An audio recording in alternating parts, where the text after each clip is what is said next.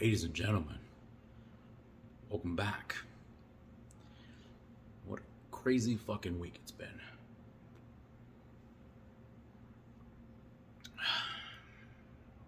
First and foremost, I want to say thank you to everybody that checked in when I had spotty service and was able to actually check. I appreciate all the messages and all the everything. All the text messages, private messages, everything. Y'all kick ass. I appreciate y'all. So, first and foremost, right about Wednesday, Hurricane Ian kicked in the dick of Southwest Florida. And, you know, we lost power late Wednesday.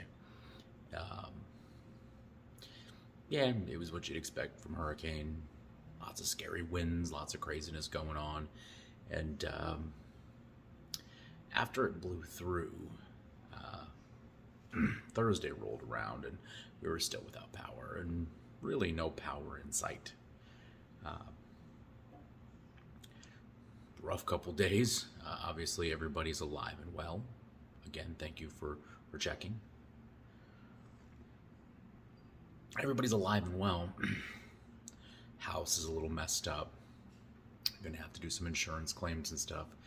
And I tried to update as much as I could, but obviously we have no power, we have no Wi-Fi, and AT&T blows ass and had garbage signal, almost unusable. So then we fast forward to Saturday night, and you know, as you've maybe seen on one of my channels, I have 3 dogs. I have an old dog and 2 younger dogs. And the old dog's obviously been getting a little worse for wear over time, and she's been struggling a little bit, but she's, you know, she's a trooper and she's hanging in there. Well, as the days went by, things became harder for all the dogs and all the people in the house, obviously, because you're accustomed to air conditioning and things like that. She started slowing down. She started struggling a little bit more. And somewhere Saturday night, right before bed, she was struggling real hard. And I kind of knew, I had a funny feeling, I had enough experience with dogs. The way she was panting, the way she could barely move. I had a funny feeling that was the last time that I was going to talk to her. So, you know, I got down and I said my goodbyes and I pet her and loved on her and tried to do what I could to make her comfortable. And then I woke up probably Sunday morning, like 2:30 o'clock in the morning, and our oldest of our 2 young dogs was crying, kind of nudging the older dog, and my wife woke me up and was like, "Hey, Marley's not moving. I think she's dead." And my long history with dead bodies from law enforcement, I got up and one touch and I knew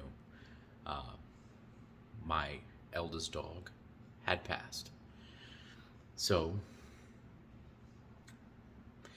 in the middle of a blackout, in the middle of all the crazy havoc and hecticness that's going on, me and my 2 oldest kids, God bless them, fucking troopers, helped me load my dead dog up and take my dog to Fort Myers, where we could turn her over to the appropriate hospital for the cremation and so forth. And you'd think that that's the worst of it, but you'd be wrong. So, Sunday, you know, everybody's struggling with the dog, you know, everybody's struggling and trying to get through, you know, the young kids are trying to cope with it, and go to bed Sunday night, wake up at about 6 o'clock in the morning Monday, still no power, still no nothing, and I get a phone call. The phone call is from the skilled nursing home that my father is in. And what does a skilled nursing home call for at 5 in the morning, 5:30 in the morning, other than they couldn't get a hold of my mom, who we all lived together, my family and my mom, and they wanted to let us know that my father passed. So I then had to wake my mother up and break the great news to my mother that my father had passed.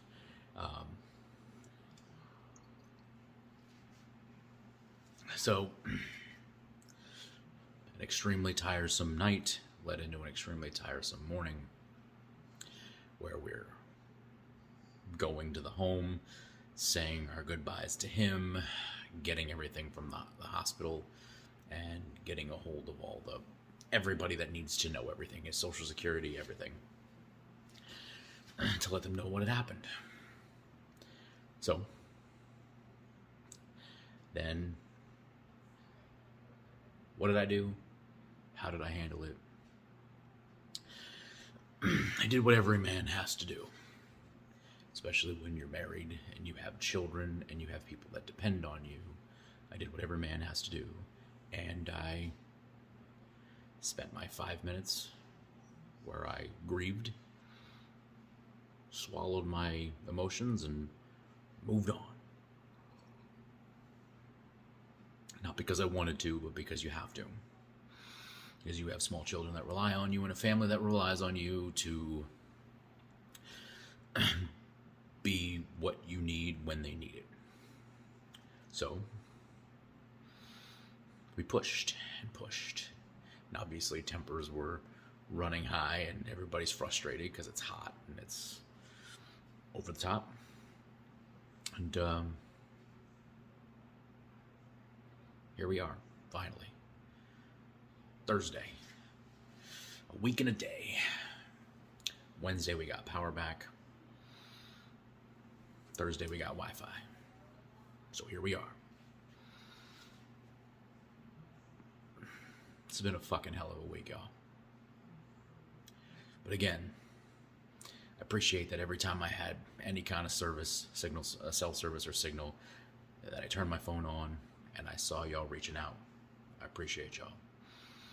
Every single one of you, whether I know you personally or not, or we're just TikTok friends or whatever. I appreciate the love, y'all.